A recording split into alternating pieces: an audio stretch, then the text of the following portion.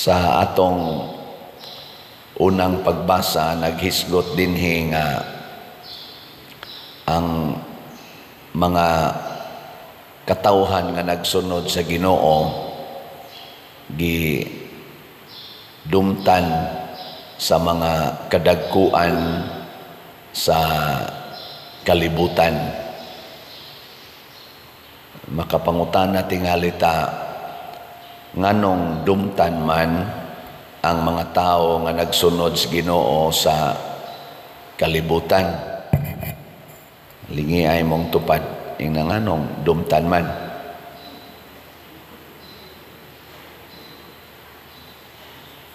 Mga buutan man kaayo ang magsunod sa Ginoo, di ba? Maingon kita kanang Diyos nun nga tao, di gina mamakak, dili magbugal-bugal, dili mangaway, kanunay nagbuhat og maayo. Pero nganong dumtan man? Maunay nahitabo sa mga apostoles na ningon diri, nganong nasuko man ang dili Hudiyo ug nganong naglaraw man ang katawhan og mga butang nga way kapuslanan, nangandam ang mga hari sa yuta ug ang mga pangulo nagtigom batok sa Ginoo ug sa iyang Mesiyas o sa iyang sinugo. Ngunang kamatuoran dinis kalibutan, basta magsunod tas Ginoo, makontra gid nato ang kalibutan. Kay ang kalibutan man gud dinhi ang gipasabot the human nature, kanibang atong kinaiyang tawhanon. Kontra gid na siya sa Espiritu Santo. Gisulti sa na ni San Pablo sa iyang sulat ngadto sa taga Galacia, mantingali to, chapter 5, nga niingon siya, sulod ka nato kanunay nag-away ang Espiritu Santo ug ang tawhanong kinaiya, the human nature.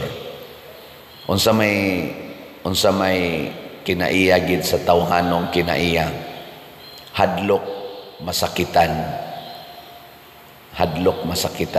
Kuan gina kinaiya gid na. Suwayo, ayaw pabantayan ang imong tupad nya kusiag kalit. Di ba muigking gina? Usam ka. Mahadlok kita ng sakit o kasakit. Not nature gina nato.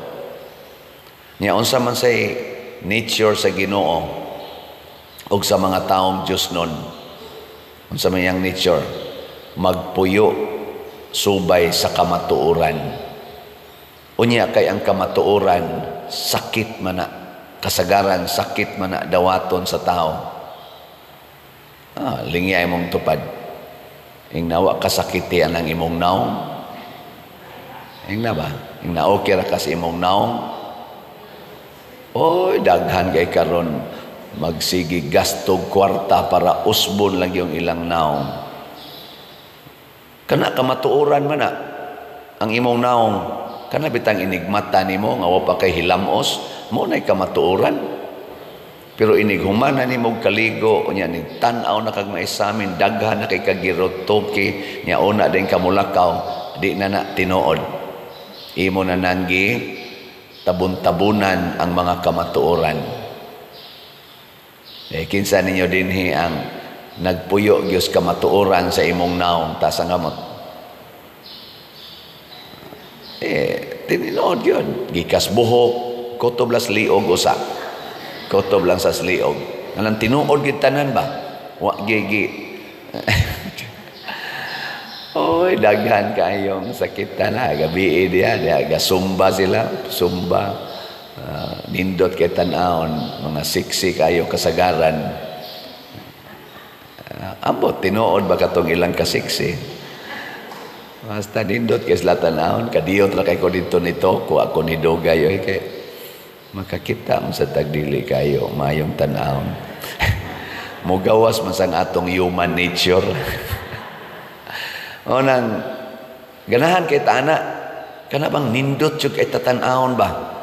Kana bang ang tao magsigig og daig nato, pero dili ba na mo'y kamatuoran? Kanang sigihan kag daig, Di oy, kay ang kamatuoran sa atong kinabuhi daghan gid tag mga bati. Daghan tag bati. Nya sigihan na natong tabon hantud mas stress na lang hinuon ta. Mao na ang gitawag og pagpamakak. Mamakak na ta ba? Kinsa man roy gapuyo sa kamatuoran, Team Marcos o Team Duterte? Kung mamili tag mga kandidato, pilion na natong kamaong mupuyo sa kamatuoran. Kana bang mupuyo ug moatubang sa kamatuoran? Pareha ng 20 ang kilo sa bugas. Kamatuoran ba na karon? Kamatuoran na o dili? Di kamo na lang anay hunahuna. Atubango na to og pila gi kilos bugas karon. Kasi gato lang ng waksing-waksingan. Himo-himo na tong 20. Nya di gid na tinuod maobitang sa Visayas ra ang target kay dili pwedeng i-implement sa whole country. Kay dili siya kamatuoran. Nganong ipamugos man nato nga di man di tinuod. Para unsa man.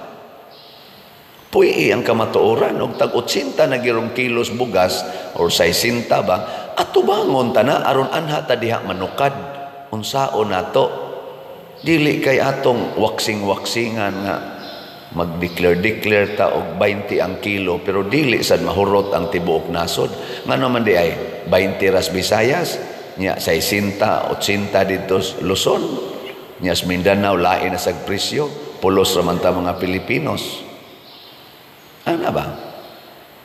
Maubitang niingon ko pakpakan na tong kumilik tungod kay ning agree na sila nga ang counting machine sa kada presinto dili i-connect sa internet before, during, and after sa iyang counting.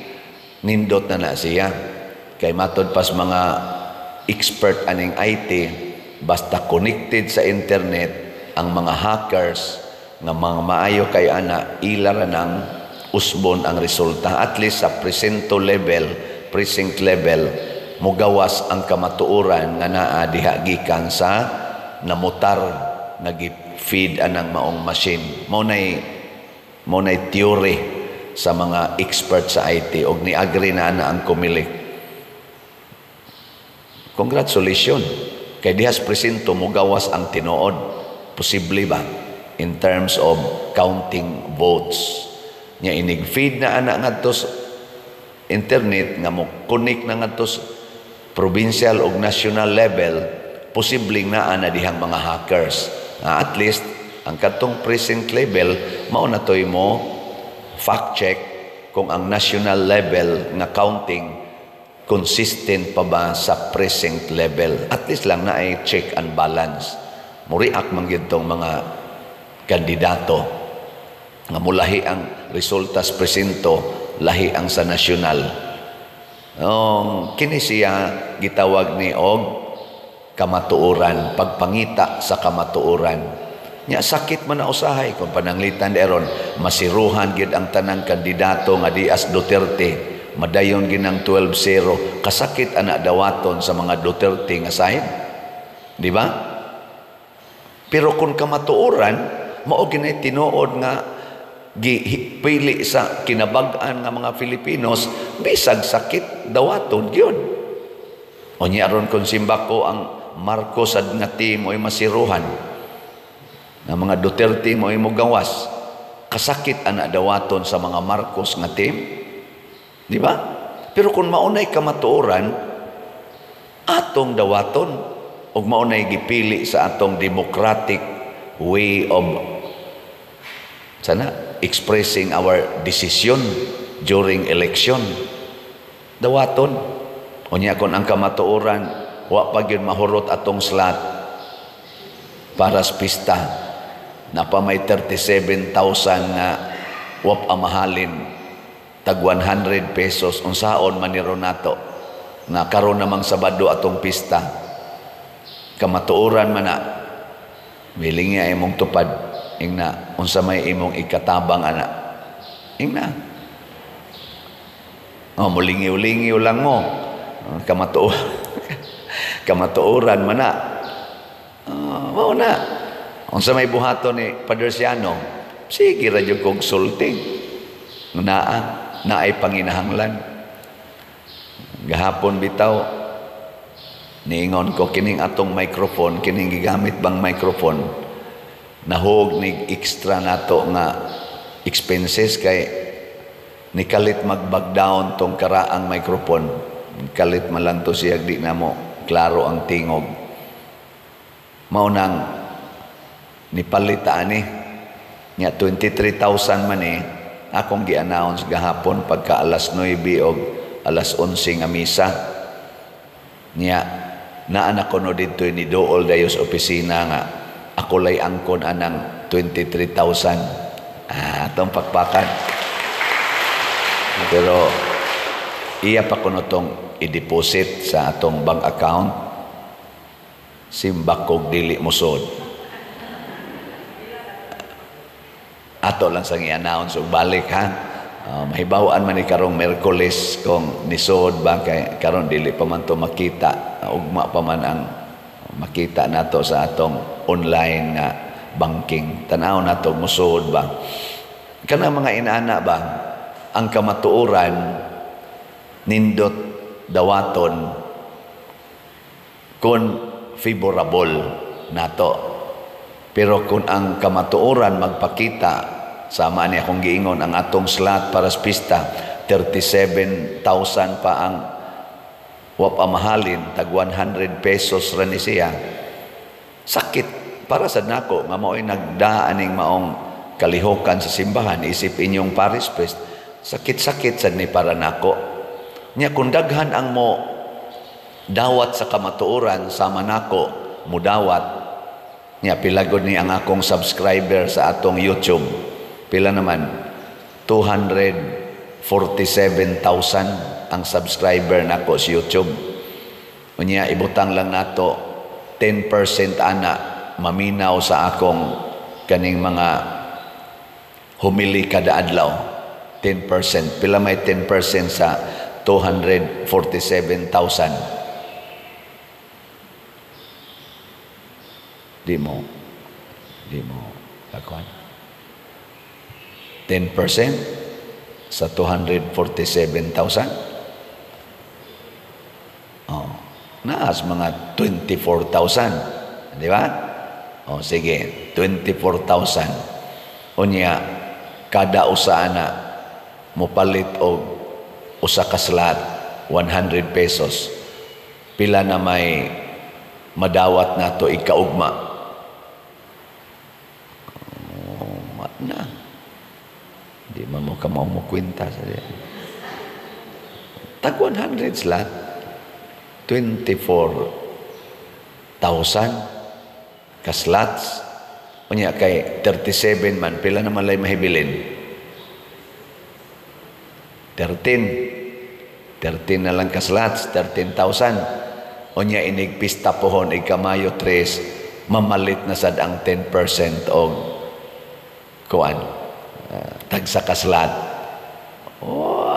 na kaduha pila ra ng 100 in 1 week di ka kapalit og kaduha kapalit unya kon 50% sa 247,000 mo palit pila may 50% sa 247